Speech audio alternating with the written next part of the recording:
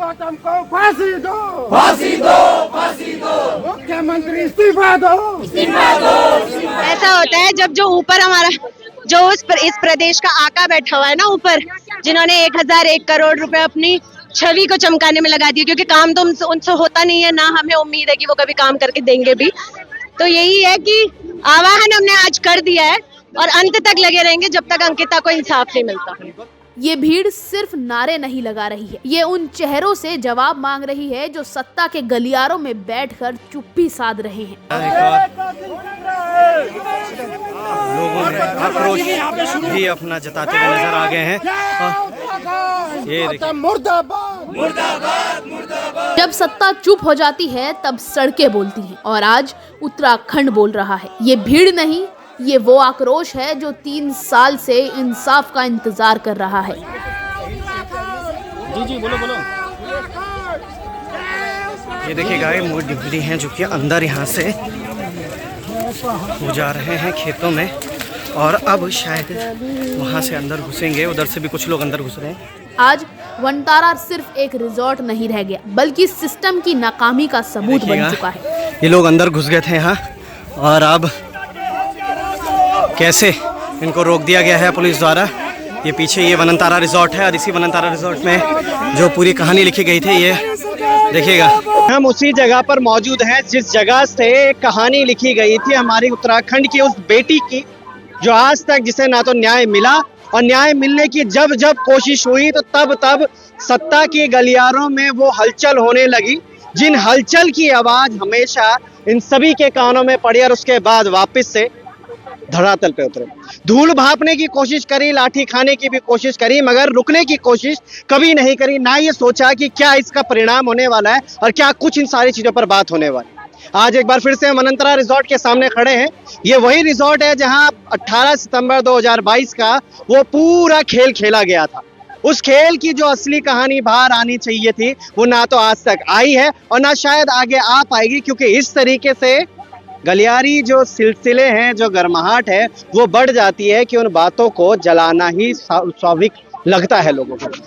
आज उत्तराखंड के वनतारा रिजॉर्ट में गुस्से का सैलाब उमड़ पड़ा है। ये वही जगह है जहां से 3 साल पहले अंकिता भंडारी की जिंदगी छीन ली गई थी और आज उसी जगह से फिर से न्याय की आवाज एक बार फिर बुलंद हो चुकी है। आपको बता दें, उत्तराखंड स्वाभिमान मोर्चा, मूल निवास समन्वय समिति समेत कई सामाजिक और जन संगठन यहाँ पहुँच चुके हैं। लोगों का साफ कहना है यहीं से अपराध शुरू हुआ था और यहीं से इंसाफ की लड़ाई भी और आगे लड़ी जाएगी। और चाहे वो भट्टू हो और ये गट्टू हो, चाहे चट्टू हो, चाहे वो खुद मुख्यमंत्री धामी हो या कोई भी हो, XYZ कोई भी हो, हम सबको क्या बोलते जो भी इसमें सम्मिलित है, सबका नाम उजागर होगा, एक दिन सबको सजा दिलाएंगे।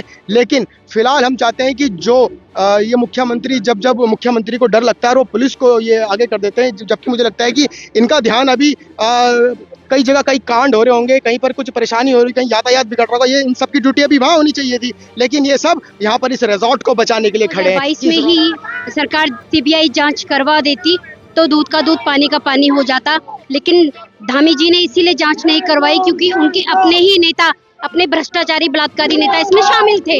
वो चीजें साफ हो गई हैं। दरअसल हाल ही में सामने आए गट्टू प्रकरण के बाद पूरे प्रदेश में और पूरी राजनीति में उबाल है। 3 साल बाद एक बार फिर वही सवाल है, अंकिता को आखिर किसने मारा और आखिर किन बड़े चेहरों को बचाया जा रहा है। मौके पर मौजूद प्रदर्शनकारी लगातार CBI की जांच और कथित VIP की गिरफ्तारी की मांग कर रहे हैं और नारे लग रहे हैं, अंकिता को न्याय दो, सत्ता नहीं सच चाहिए। के रिजॉर्टों को बचाया जा रहा है और जितने सालों से उत्तराखंड का जो मूल निवासी रह रहा है, ऋषिकेश का मूल निवासी रह रहा है, उसको उजाड़ने की तैयारी कर रही है। ये सरकार मुझे बताए कि तुम किसके लिए कर रहे हो काम, VIP के लिए काम कर रहे हो तो बता दो, खुल के बता दो कि हम इस VIP को बचाएंगे तो हम भी आर पार की लड़ाई लड़ लेंगे। फिर हम देखेंगे किस तरह से लड़ना है। अगर जैन जी का आंदोलन करना है तो हम करेंगे, ये आंदोलन की धरती है उत्तराखंड, हम बिल्कुल पीछे नहीं हटेंगे। वो सबको बुलाएंगे, वरिष्ठ लोगों को भी बुलाएंगे, जैन जी को भी बुलाएंगे, पूर्व सैनिकों को भी बुलाएंगे, महिलाओं को भी बुलाएंगे। फिर या तो आर होगा या तो पार होगा। जो अभी सुरेश राठौर की वाइफ ने जो नाम लिए हैं, उर्मिला, एक्ट्रेस उर्मिला ने जो नाम लिए हैं, वो आप समझिए वो कोई छोटा मोटा नाम तो है नहीं। वो एक दुष्यंत गौतम जो इतना बड़ा नाम है, आप समझिए कि वो राष्ट्रीय महामंत्री हैं इस समय, राष्ट्रीय महामंत्री, और उनकी बहुत बड़ी पावर है। और साथ साथ वो उत्तराखंड के प्रभारी भी हैं। तो आप समझिए कि एक टिकट देने के चक्कर में, लेने के चक्कर में आप मतलब आपकी जो इंसानियत है वो कहाँ तक गिर गई।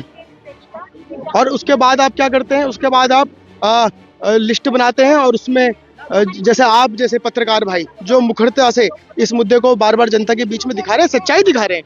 कोई ऐसा नहीं है कि कुछ स्क्रिप्ट लिखी और फिर उनके खिलाफ करके बनाया जा रहा हो। जो बिल्कुल जो सच है, जो सामने घटित हो रहा है वो दिखाया जा रहा है। उसके बाद ये गृह सचिव को बकायदा ईमेल आईडी के साथ और नाम लेकर चैनल्स के नाम भेजकर गृह सचिव को भेज देते कि इन पर कार्रवाई कीजिए।